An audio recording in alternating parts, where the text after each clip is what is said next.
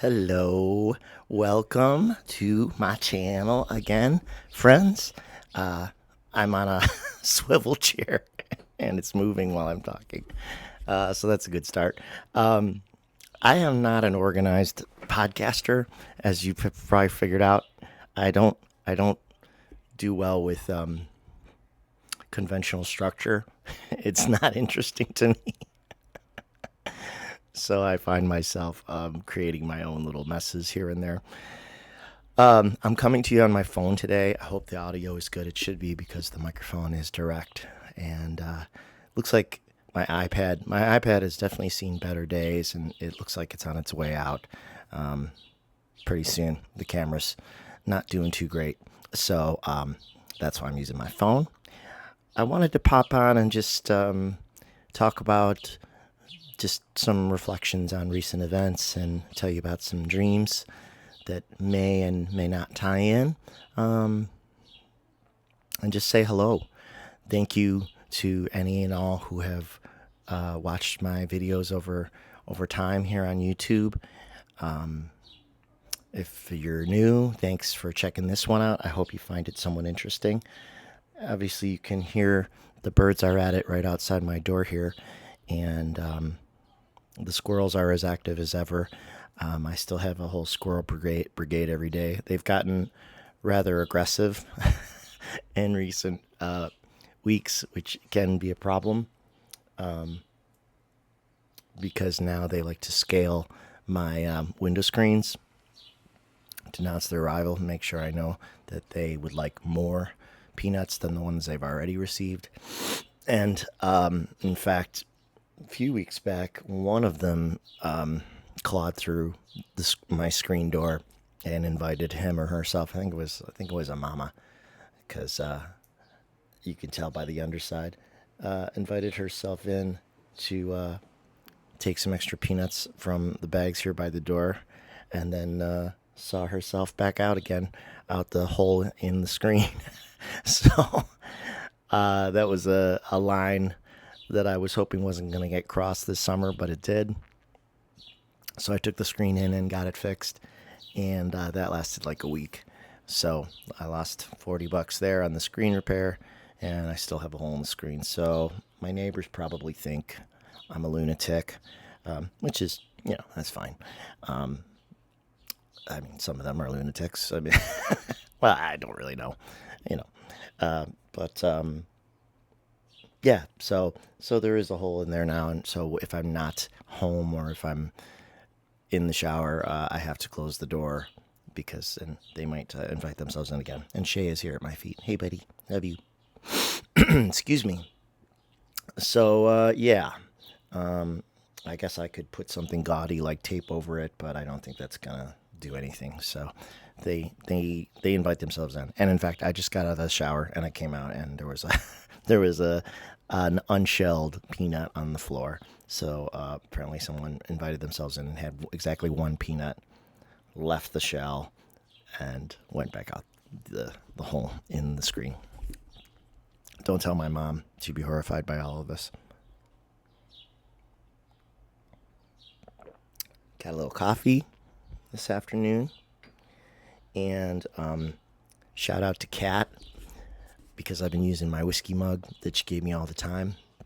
My fancy whiskey mug, I love it. So thank you so much again for that gift, Kat. It's awesome. So yeah, let's get into it. I've already rambled a lot off the top. So God love you if you're still here.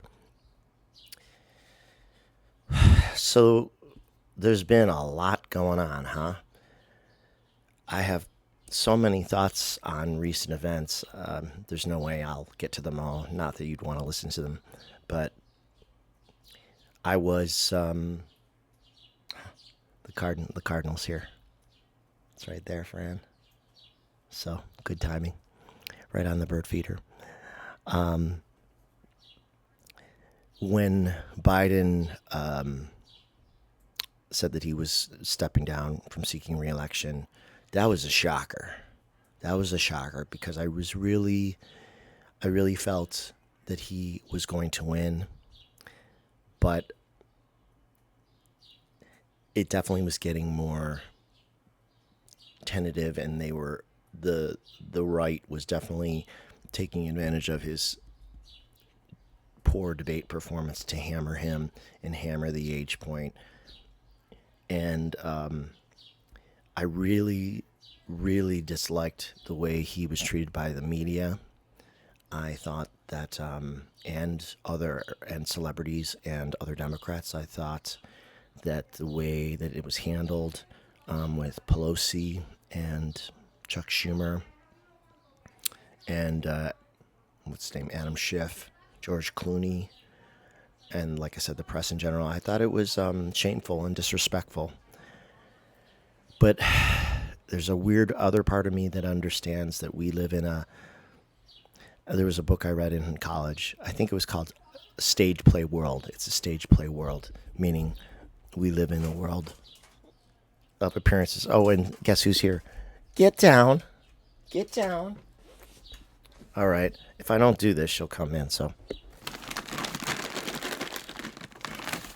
Right on cue. You're bad.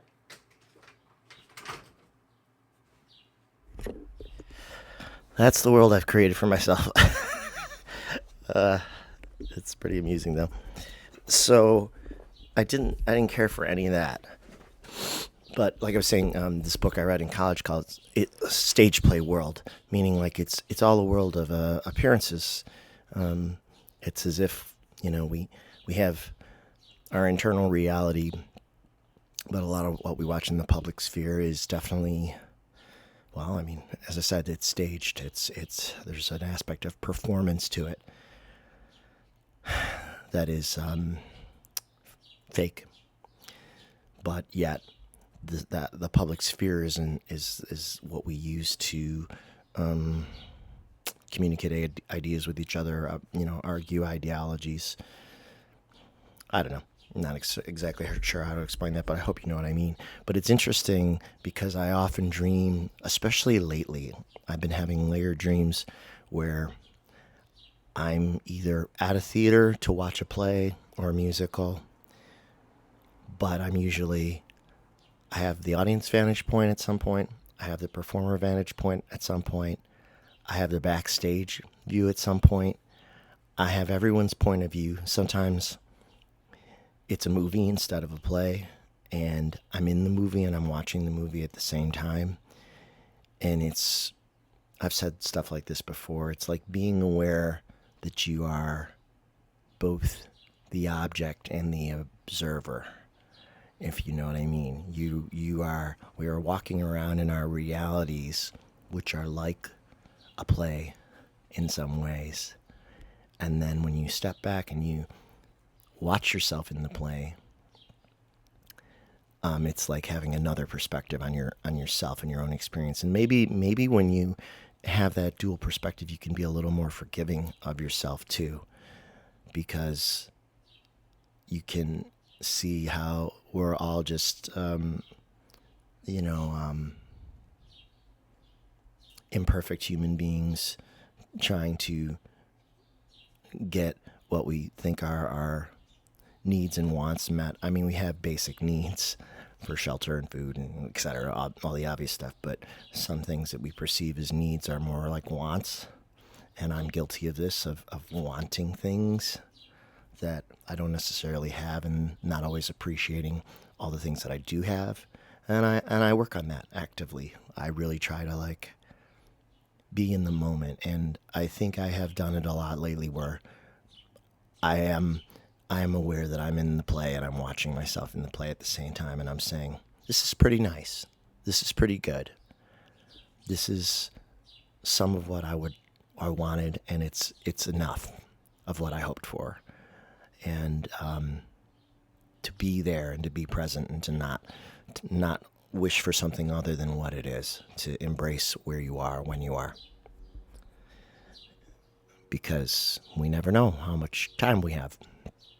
So, let me get a sip of coffee.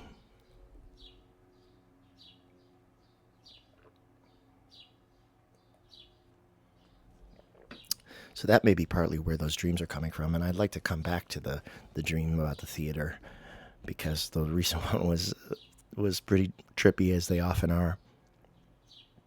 But following up on the President Biden stuff, yeah, I thought he was treated shamefully. I thought that the press almost seemed to instantly roll over. Like, the tone of their coverage changed on such a dime that it was almost like they were preparing to welcome in the autocracy that the right has been working on as their pet project for at least 40 or 50 years, engineering things behind the scenes, especially with court appointments now, to change the law to mean what they want it to mean, not what it should mean, to twist the meaning of freedom.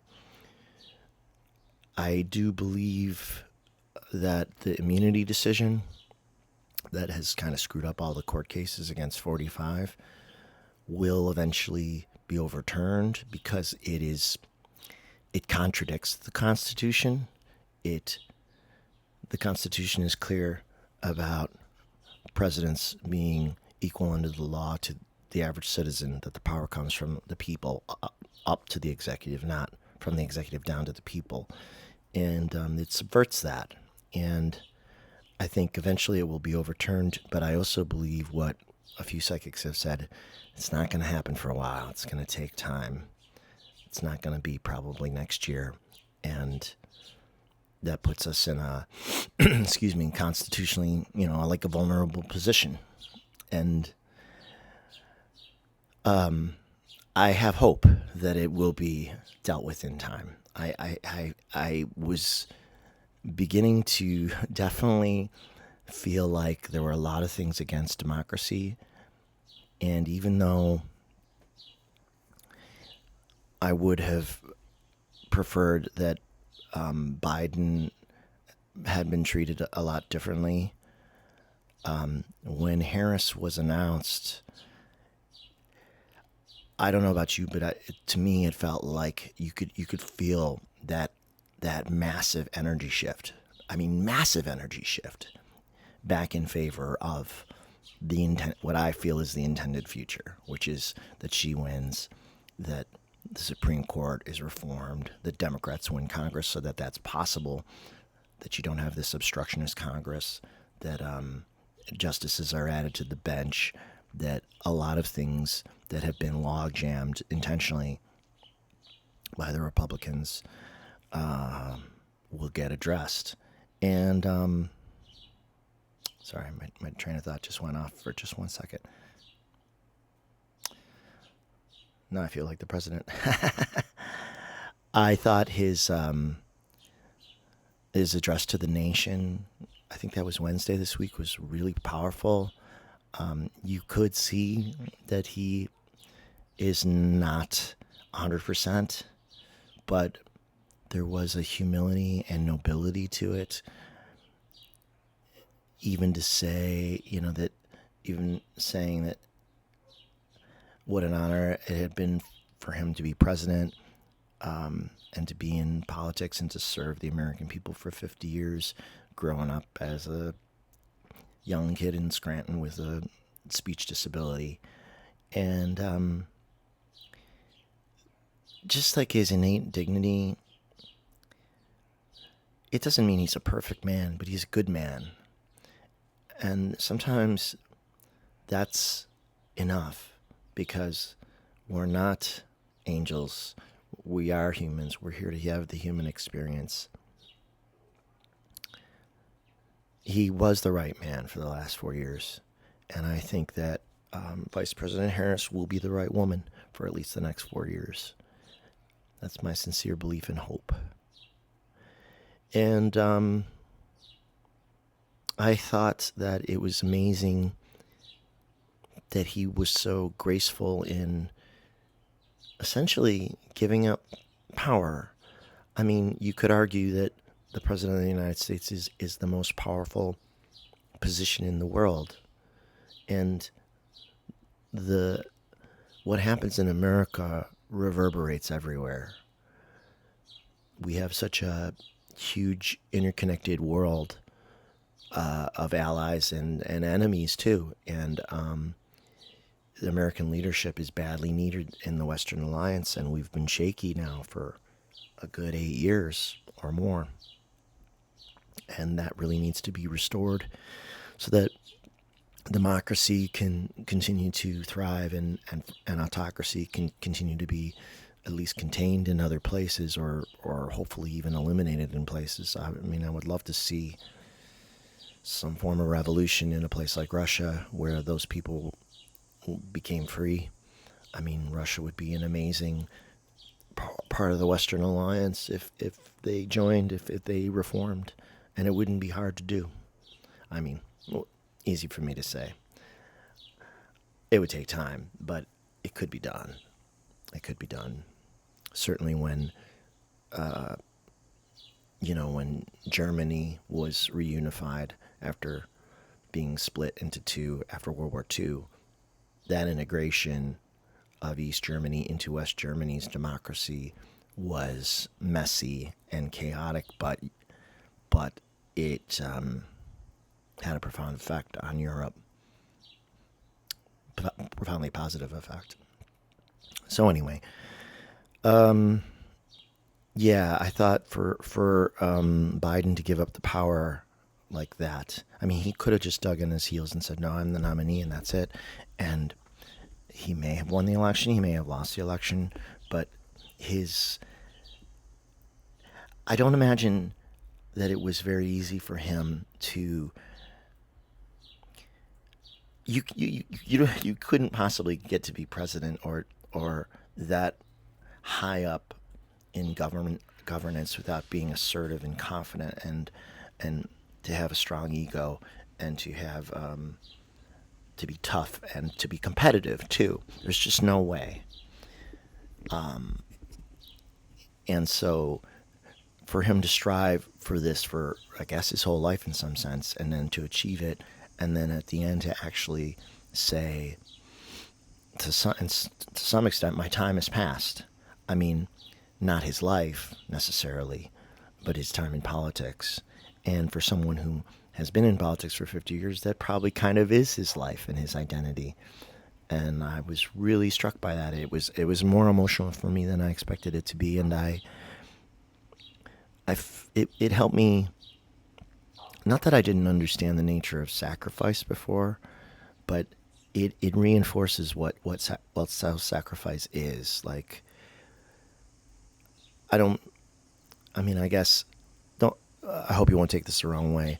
I don't mean to compare him to Jesus, but in some sense, like, he did what a Jesus type figure would do. He chose the greater public over himself and his personal wants and ambitions or whatever. He reflected on it, and he did what he thought was best for the rest of the country. And that is what leadership is. That is what self-sacrifice is. That is like walking, in my opinion, that is what it means to kind of walk the path of the light path as opposed to the dark. And he probably also knew that, that the right was going to scream about that too.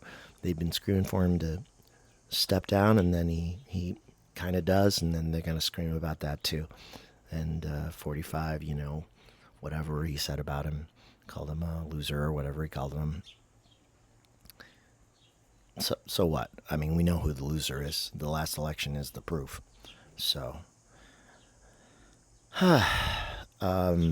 but I did feel a palpable energy shift when Harris was nominated, because I mean, she isn't official yet, but it seemed like, I mean, many people have said that they would vote for a corpse before they would vote for Trump, or they'd vote for a bowl of lard before they'd vote for Trump. And it's true. The anti-Trump, I hate to say his name, sorry that I did, that sentiment is so strong that someone who is just fundamentally decent and fundamentally in favor of democracy, like Harris, we can rally behind her because it's not going to be just her. It's going to be the people in her cabinet, the people in her staff. I mean, governance is never just that one person. I mean, autocrats want it to be that way, which is why dumbass. I think it said. I think when he had his administration from 2016 to 2020, I think I read that 40 out of his 44 cabinet secretaries were fired. Like, that's ridiculous. Fired or quit. So it tells you so much about what you need to know, which we already knew. So that's a bit of a ramble there. But again, to me, the shift in energy was just enormous. And it was just as powerful in the positive way as it was in the negative way when that Supreme Court decision came down about immunity. When that came down, I think I had already come on and talked about it a little. I felt that one like someone had really poisoned my soup. it it gave me literal indigestion and yeah, it physically affected me. It physically kind of made me sick in a way that I've not experienced that often, even through all of this garbage, because it was such a forceful card to try to tip this whole election. And I thought, I don't know how we're going to get around this now. And then yet somehow, within the span of 2 weeks, we went from that to all the drama with the president, the assassination attempt, and then now Harris kind of emerging.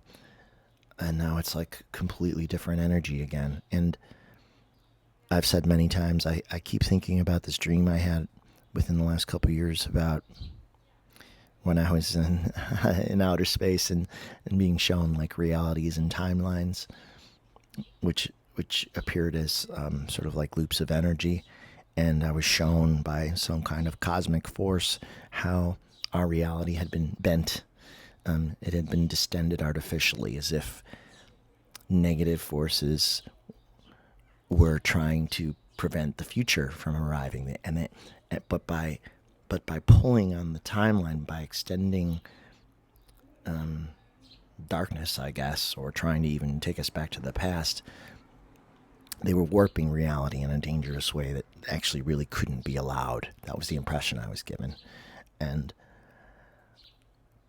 I can't remember exactly whether I was told or I just sort of intuited that if they had to, that bigger forces would step in and they would correct the timeline by snipping bits of the future out so that the shape of the circular reality would go back to how it was supposed to be, to its natural shape. And now that I think about it, if you're snipping time out of the future, what you're really doing is speeding the future up, right? If that makes sense, I hope. So that's why I think some of the events now are really coming fast.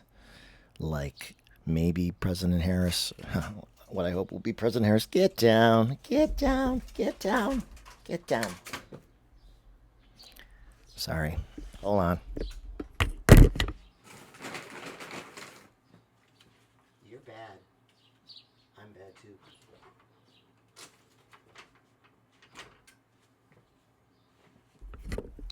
I think that was a different one too. Jesus. Sorry. Excuse me. So, I said President Harris, but I hope it'll be President Harris. What I wanted to say about that is there's euphoria now, but I don't think that it's going to be all smooth sailing. I would expect more shenanigans. They're not going to give up on the other side, but they have a way of, their arrogance is part of their undoing, because when you're arrogant, you make dumb decisions. You, like, say, the vice presidential pick for 45. Bad pick. And the moment I saw that it was announced, I was like, oh, this is good for Democrats because he's an equivalent to Trump in a younger form, and he can be pasted with everything that he said about 45 himself, about women's rights. He voted against IVF recently. He said that women should be tracked state to state if they go out of a red state for an abortion. Like, he's stepped in the shit, and he deserves to get pasted for it, and he is, and the press is on that. It wouldn't surprise me if they swapped him out with another VP. Wouldn't surprise me. I guess there is a way to do it. They can hold some kind of mini convention. I think he would have to agree to it. So, not to create worry in your mind, I don't say that I think that will happen because I don't know, but I think there'll still be some goofiness ahead.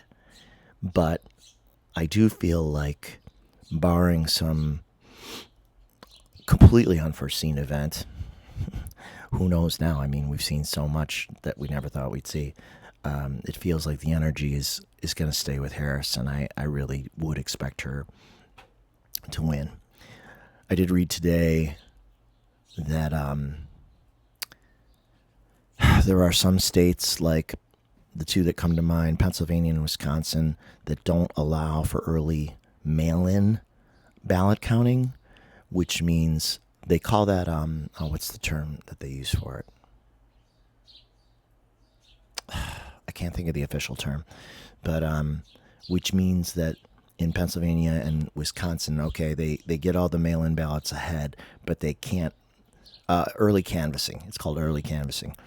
Other states will allow those ballots to be opened, I don't know, a week ahead or more, to begin counting them so that the tally for the vote can be ready from that state on the day of the election. But what I'm suggesting is probably what's going to happen is it's going to take Pennsylvania and Wisconsin several days or maybe even more than a week to count all the mail-in ballots, which means there's an opportunity for the GOP to do their little dog and pony routine about it being fixed and try to stop the vote counting and all that kind of bullshit, which I do not think will succeed. But there's going to be some messiness ahead. That's all I really want to say about that. But don't worry. I'm not trying to worry you. But it is good to kind of know that probably unless it's really, really lopsided, which would be great, we may not know the night of the election what the result is, which is frustrating for sure, no doubt. Okay, little coffee break.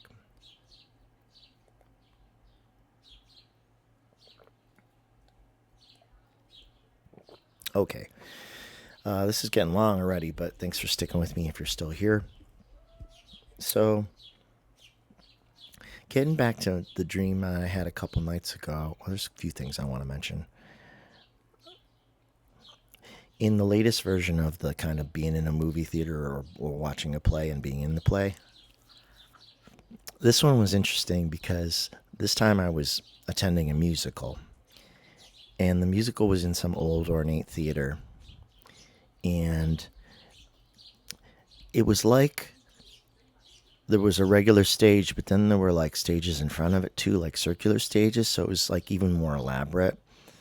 And there were a ton of performers. Excuse me. And it even seemed like maybe the platforms, the like circular platforms in front of the flat stage even might have raised and lowered. It was quite a to-do. And I was involved with the production because I had been hired, even though I didn't have a lot of experience, to read some lines from off stage that would be heard on stage.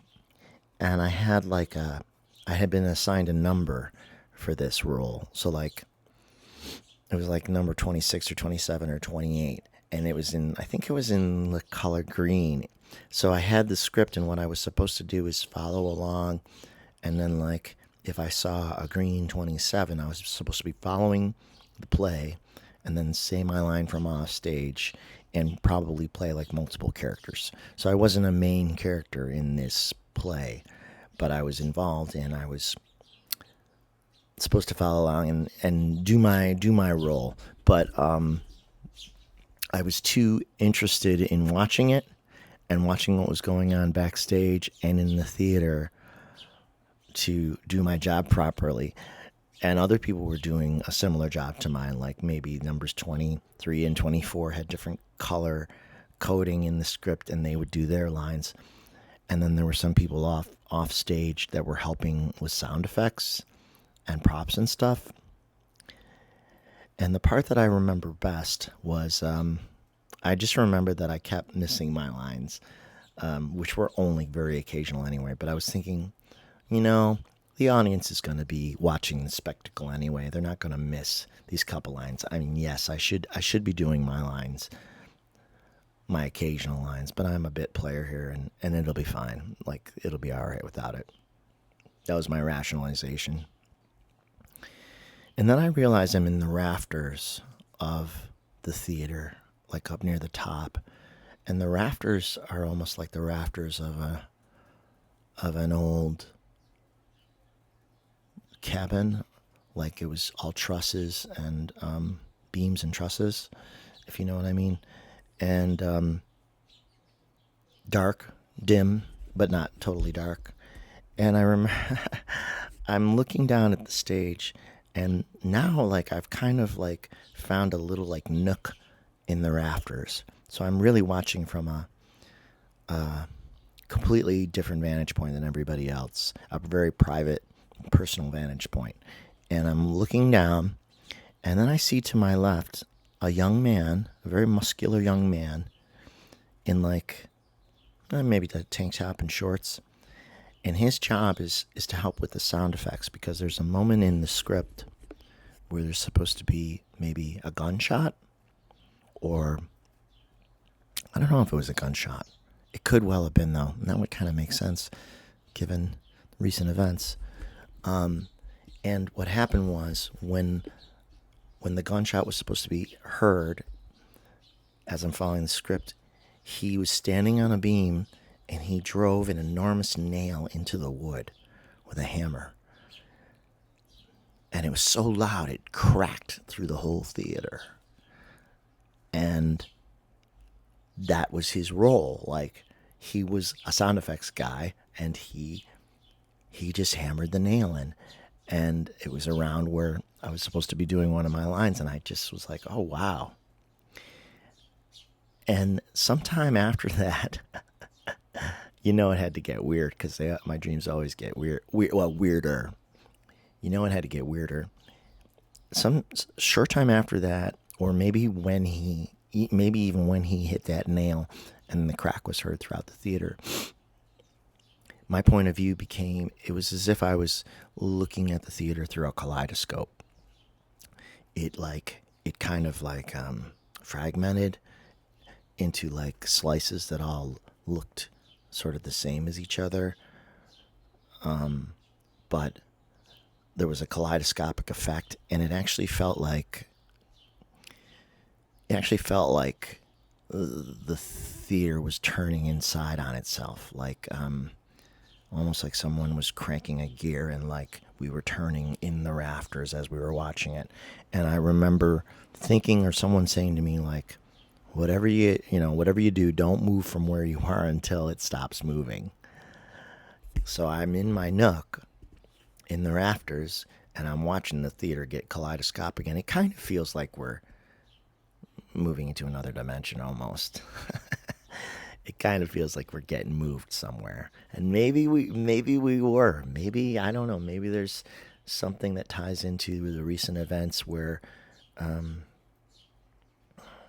sequence events that we've been watching have put us into some new space or a version of this reality. Don't quote me on that.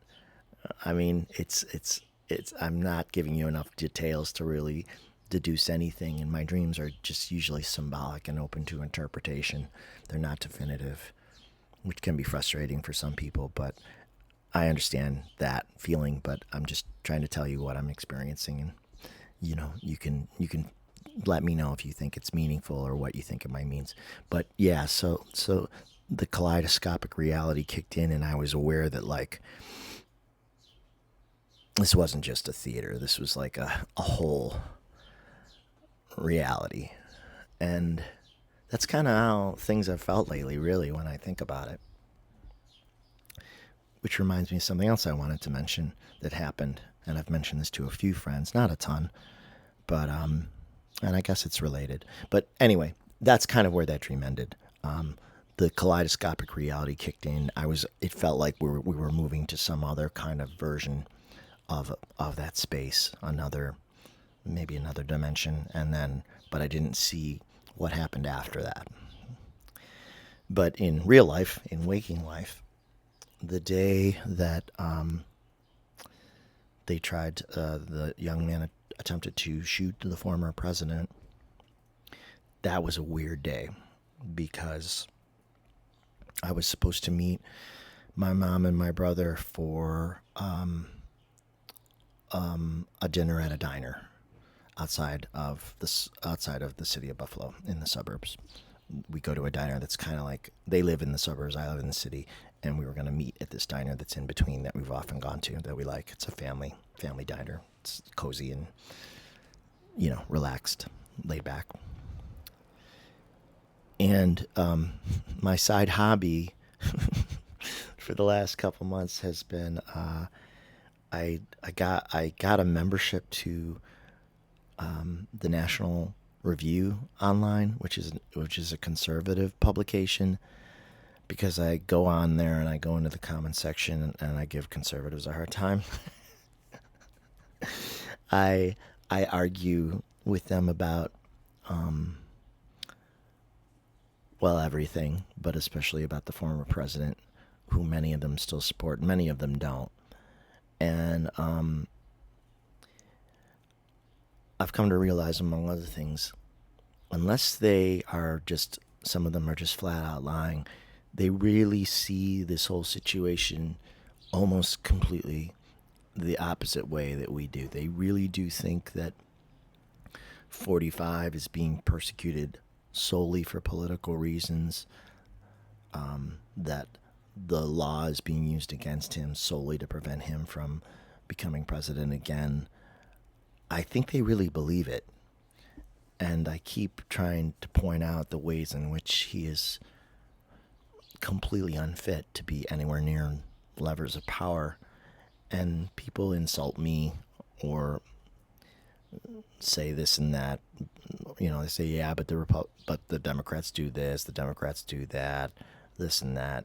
And I try actually, sometimes I'm snarky. Sometimes I just try to rebut what they're saying with what I really think is the truth of the matter, that Biden and now Harris is really the only real viable candidate for the preservation of democracy, with which they do not agree. They already call her an autocrat. But anyway, I get in. I go there to give him a hard time, and so do other people, to keep the debate lively. And anyway, the day of the assassination attempt, I had been getting into a discussion about 45's character.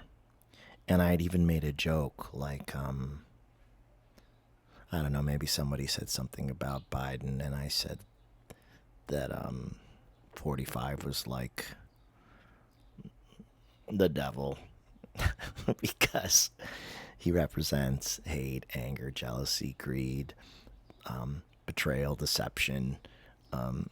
He never operates from love. He only operates from anger, like all these points. And of course, that got people really mad at me. Like, are you really calling him satanic? I think I said satanic. And I said, yeah, pretty much. And this is all before the shooting took place, but it was the same day, I think. And so I was getting ready to go. I had gone for a bike ride, and I was getting ready. I took a shower after, and I was getting ready to go meet my mom and my brother for dinner. And I thought I would check back on one more debate on the website before I got in the car to go meet my mom and my brother. And they're going up the tree outside, the squirrels. And my phone suddenly wouldn't work at all. The screen of this very phone I'm on went completely black. I could talk to the phone, like talk to Siri and ask questions, and it was still playing music, but the screen was just blank. It was black, and I could not get it to come back. And so much so that I even had to text my mom and my brother. It would like pop on for just like a split second, and I could squeak a text out, and then it would go black again. And I was able to send out a text to my mom and my brother saying, I'm having troubles with my phone, but I'll be there at the diner and I'll see you there. So don't worry if I'm a couple minutes late. So I'm fudging with the phone, and I'm thinking about, oh Jesus, now I gotta go check and make sure all my information is in iCloud, and am I gonna lose my contacts and pictures, and like I was thinking my phone was starting to die, but it wasn't. It was just I wasn't allowed to access my phone properly for about 90 minutes, and this is all during the time when his rally was taking place and the shooting occurred. And then the kicker was when I got to the diner to meet my mom and my brother, the battery in my mom's car had gone dead. And it was, they had only just gotten there, and like they had the radio on. So they weren't even using that much juice from the battery, but the car was off, and it must have sucked just enough off of it that the car wouldn't start. So that was a whole thing. But my mom's husband came in from the suburbs with a charger, a portable charger that he had, and had to charge my mom's car in the parking lot. And of course, we didn't have dinner. And my mom asked me to drive my brother home while she waited for her husband to come and charge the car. And so this is all going on right about just before the shooting. And I got my brother home, and I was hungry because I had gone for a bike ride before I went to see them, as I mentioned. So I stopped at a drive-through. We have a franchise called Mighty Taco out here. I think it's local. So I went to, I hardly ever go there anymore, but I was like, oh man, I want some Mighty Taco. So I got a couple bean burritos at Mighty Taco, and that's when I heard the news about the shooting, and I was like, wow. And then I realized like how wonky the energy had been all day. Like my phone wouldn't let me, like, and after the shooting happened, then my phone was fine. And obviously my mom got her battery charged, and she was able to get home, and then they went and bought a new battery for the day after. And I guess her battery had been like 4.5 years old, so it wasn't really old. It shouldn't maybe have died, but they can go sometimes at that mark of time. So it's weird how powerful collective energy can be, because that was such a huge event. It shook all of the energy, I would say, is my opinion. It shook the global energy. So if you had anything that happened that day that was unusual between whatever, maybe the hours of 4 and 7 p.m. Eastern time, or about whatever that window was of the rally time, I would say that you're not alone. And that reminds me of when I had a dream, which is detailed in my first book a couple days before 9/11, about an enormous bridge collapsing. You've probably heard me talk about this before too if you watch me. That was very similar, where I could see like a huge concrete structure, one of the ends of the bridge falling in front of me and being like paralyzed, but not below it, and seeing the dust clouds rise up as it crumbled, and being unable to move. And that was early in my days of starting to like sort of connect and have synchronicities, because that didn't really start in earnest.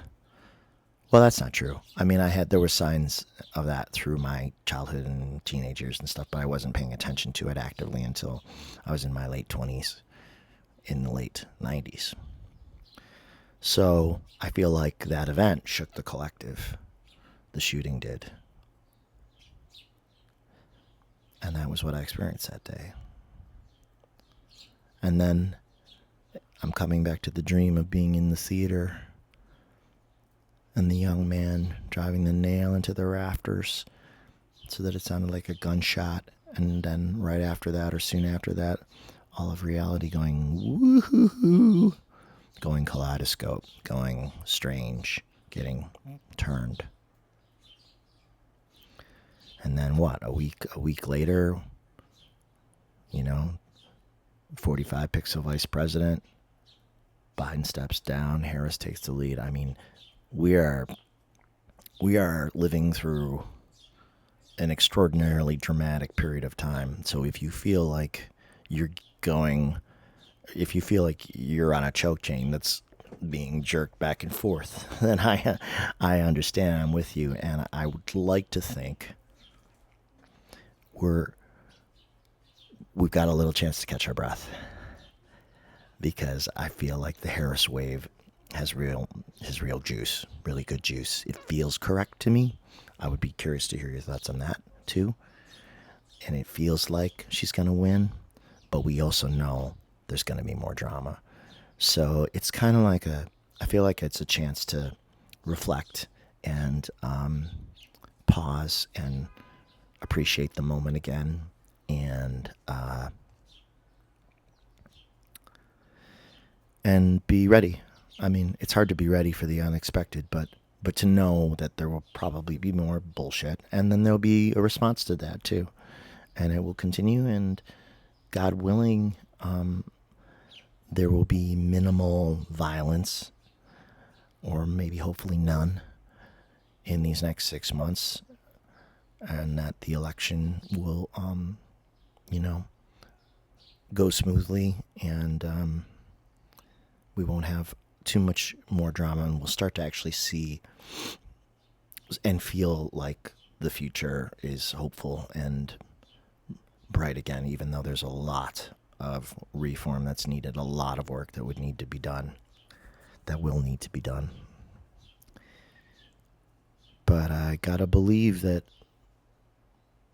I trust my intuition. I mean, I trust that other dream I had where, the unfriendly forces were stretching out time, but they were damaging time too, and that when it got beyond the stretching point, that there would be a snapback effect, and we would almost like be launched faster into the new future. That could happen if Harris is elected and the Dems get Congress. We could see some shit happen really fast next year. The sense of urgency will be real because of all the things that have happened that have been negative, like especially Supreme Court stuff. In a way, it actually gives the Democrats the excuse. It's not an excuse, but it gives them the leverage they need to start to make massive changes, including term limits and including a code of ethics that is binding. We got to hope that those things are taken seriously, because the democracy needs some serious repair work. So, I think that's kind of all on my mind. It's quite a ramble. Curious for your thoughts on any and all of this, if you made it all the way through, or even if you didn't. But if you didn't, you wouldn't hear me saying this, so.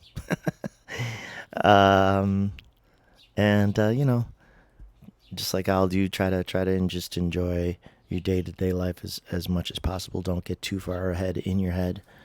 And hopefully it'll all be smooth, or as smooth as it can be. Okay, I'm signing off. Thank you for watching. Take care. Hope to see you again soon. And please like, comment, subscribe, etc. if you feel like it. Okay, bye.